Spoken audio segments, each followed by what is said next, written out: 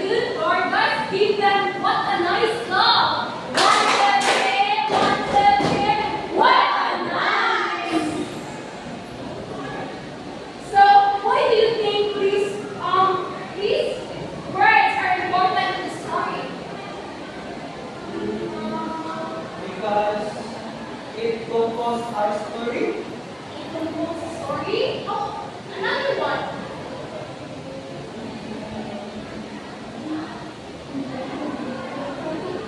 Teacher Vargas. Okay, Vargas. I think we got it. If we don't have that in our story teacher, then our story is anything or it's not. Okay, very good, Vargas. So, can a story exist without this one? No. No? Why? Okay, why? Because it is a part of a story. Very good. It is a part of the story. So, what do you think our lesson for today? Part of the story. We're going to continue our discussion. But before that class, I will start our agenda for today. Okay? So, next week, everyone. Okay? So,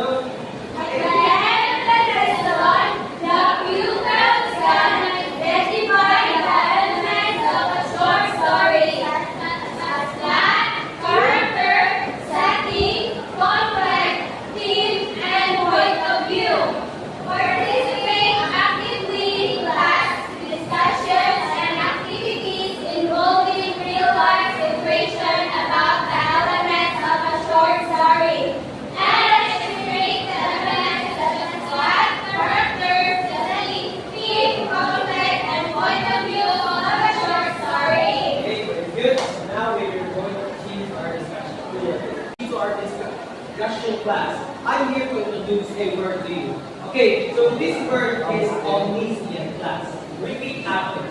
Omniscient. Yes, very good. So do you know what is the meaning of omniscient class? Okay, no, so I'm here to introduce it to you and explain it to you. So omniscient class, it came from the Latin word which omni, which means all, and scientia, which means knowledge. So if we combine the two class, it will become a word which means all knowing. Okay? So if we translate it into our vernacular language, it means kabalos tanan. Okay? Omniscient equals to kabalos tanan. Okay, very good. So now we're going to proceed to our discussion. Alright, sure? Okay, so now let's proceed to our discussion. Okay, so we already know that our discussion for the class is all about the basic elements of a short story. Okay, so there are 6 components of the basic elements of our short story class, which is the character, the plot, the setting, and theme and plot. Okay? And also point of view. Okay, class. So, my first class is going to talk about what is a character is. Okay, does anyone of you know what is a character?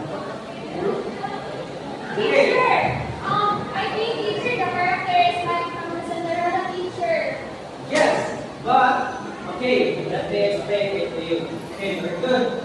The character in a story class, it is the people, the object, or the animals na maong nag-act sa ang story. Okay, so as you mentioned earlier, like Cinderella, that is our story. But the characters inside the story class, how do you see? Cinderella teacher. Yes, ganda, very good. Ano siya ang character sa atong Cinderella na sa story? Okay, mabalo mo sa na ang character. Yes, teacher. Magaling ng tao sa ato ang Sorry. very good. So, class, there are 2 components also for important components again in the character class. Namely, the protagonist and the antagonist. Okay, so from the protagonist class. Okay, next one. Protagonist is the main character like Cinderella, Mickey Mouse, and more. Okay, very good. Very good, Mala.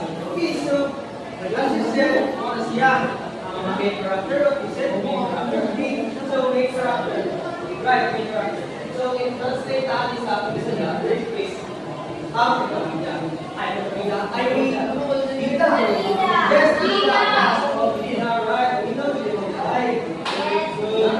So, ano siya ang Bida? Most of you want siya ang Bida sa ako ang story. Okay? So, the second one is the antagonist.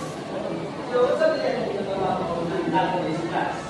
If nakakaibigan ka sa story, kung saan ang antagonist yan? Okay, you.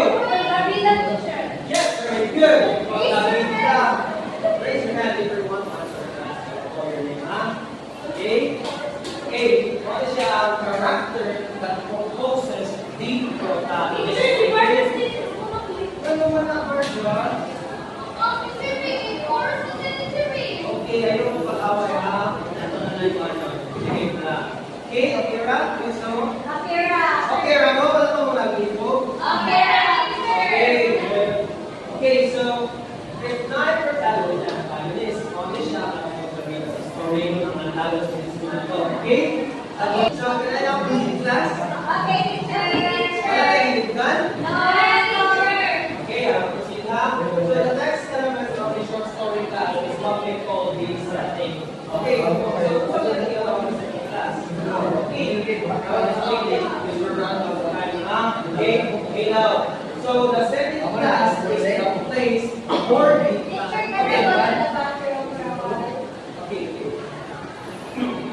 Okay, so let's go back. So the setting is the place and the time kung asa ang ato story naging place. Okay?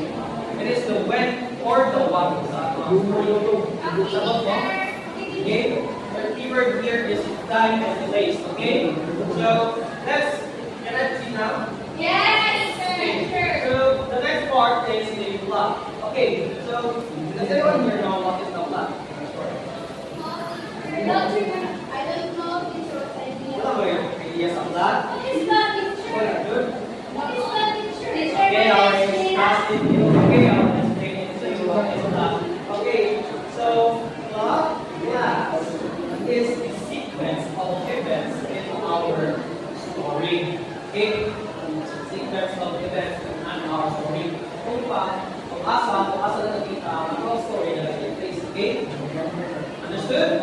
Okay, so there are 5 components here in our plot and class. Okay, so these are the components in our plot.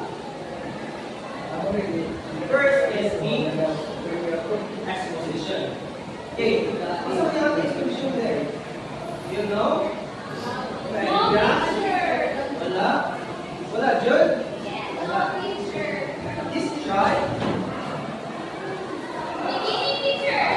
What? Beginning? Yes, it is beginning. Right? Okay. So, you're right, Miss Marcus. Okay, so the exposition class is the beginning of our story class. But, this is where the characters, the settings, and most of it are being introduced class. As all siya, introduce here ang mga characters. So, as ang take place ng ating story. Okay? Understood? Okay, so the second part is the rhyme in action. Okay, so this event class, it begins to thrill. It begins ang conflict ako na nakawala siya, na-introduce na siya. Ang conflict na nakawala siya ang problem sa mga story. Okay? My question? Okay, I will proceed now. Okay, so the third part is the climax. Okay, what's ang tinatawag climax class? Yes, very good. This is the exciting part. Okay, so ano siya ang pinaka-exciting na part sa story class? Para ako ang pinaka-8 part sa story, which is the most thrilling part of our story to the class. Okay, so most of it, theory, pag-uong na nila ma-solve ang problem. Sorry, right? Okay, so next, natin mo na? Wala ba? Nakikigil ka? Wala na? Wala? Sure? Can I proceed? Okay. So let's proceed to the third part. So, the fourth part of our plot class is the call and action. Okay. Do you know what is a call in action class? Teacher, can I read that one? Yes, you can read. Okay, read. Okay. Calling action. This point occurs after the client handles the problem the story starts to work themselves. Yay! Perfect. So this is an all action class. This is really the turning point of the event class. Kung sa baga, na hindi na nabibigla kung solve ang mga problem or conflict na ilang face sa story. Okay? Gets, right? Yes, teacher. Okay, very good. So let's go to the last part of class of the class, which is the resolution or dilemma. Okay, so in here class, the resolution is the solution class, or this is the end point of our story. Alright, very good. This is the end point of the story. Okay, we don't know here if your story it has a happy ending, a sad ending, or it is the sequence of another story class. Okay? Do you get me? Yes, teacher. Can you see? Yes. Okay, okay ka mo? Yes, teacher. Hindi ko pa na teacher. Ikaw tatapos ko ka masaya, sir? No? Good ba? Okay, I'll proceed to the next part. Okay, the next part is our context. Okay, so context is very understandable class since I already tackled it early. Okay, but I will explain it to you. So, kung saan yung conflict na ito? Well, no, I already mentioned it earlier. The problem, teacher. Yes, very good. Okay, so next part, guys, can you please read? Y'all, read. Every story needs to have a problem, and this problem is called conflict. Yes, that's right. Every story needs a problem. Do you know why? Why? Because if there's no problem, teacher, the story is very boring. Oh yeah, very boring. Very good. But in the first place, class, if there is no problem, wala na story. Yes. Wala story. The story is the most, the conflict was the most important part of our story. Okay? Yes, Class? teacher. Okay, so there's no conflict? The problem of the story. Okay, very good. We go to this lab. Okay, so let's go to the next part of that. Which is the fourth type of our okay. So first, read this. Alright, conflict. Man versus man. Man versus nature. Man versus himself. Man versus society. Okay, very good. So, sa mga itong ginagawa ko, man versus man and class. First, we have that. What's the teacher? So, conflict na to. Saan ito? Problem. So, if man versus man, kung siya ang atuang bida versus sa atuang kontrabida. Ah. Man versus man, the word man. Sa mga man, di ba? The person, Yes. right? Man versus man, ano siya? Sa atuang. So, this is an external conflict class. Sa labas. When we say man versus nature class, ang atuang bida or ang corruption of the story, nagkontrabida sa Nature. nature. Okay, so here, how to say man versus Himself. so, man versus himself class. It is the external conflict. O sa baga sa sulod. Or sa you, if you are the characters of a story, if yourself, but your conflict. Yes, the conflict. Okay, how to say man versus himself. Okay, okay, so the next one, the last one is man versus society. Also regard to external conflict. Okay, so man is society class. From the word itself, man and society. Kung siya sa ito? It's society. Yeah, Community. society. Yeah, yeah, community is also all society. Okay, so na-understand na guys? Yes, teacher. Kaya see. Yes.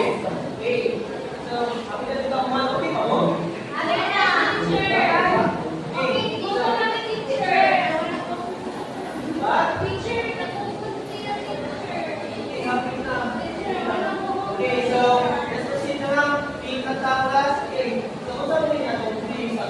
class.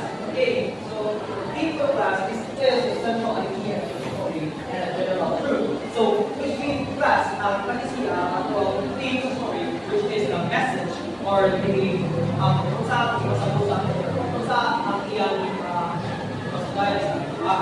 okay, the message which is values na. Okay? Okay, so I will take very time na class.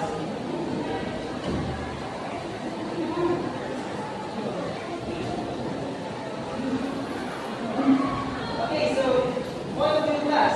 So this is where or the legs of the story class. So nasa kung sa mga isa something or the narrator of the story. Okay? So you're people of this class. So first person. First person. So in first person class, ang associate or the narrator of the story class is ang character sa isang story. Okay? Okay, okay, so in the third person point of view class, ang storyline is story class is the narrator. Ang narrator natin, nawato siya sa usa na character sa outcomes niya sa iyang mga feelings. Okay? Okay. So, kung listen class, understand what you're listen? Recall to the teacher. Yes, Know okay. everything. Ang listen third person point of view class, this is where ang narrator tabaw siya sa tanang character sa usang story. Tabaw siya sa thoughts o sa feelings. Okay? Goods na? Yes, Asa ba teacher. yan? Yes, teacher. Sure, yeah. Ako daw ibalik ko. Because sa kanilang elements of your story, ino mo to? Characters, settings, plot, connect, theme, point of view. Point of view. Okay, very good. Keep yourself. Okay, nice. Clap. Okay. What the thing, what and nice.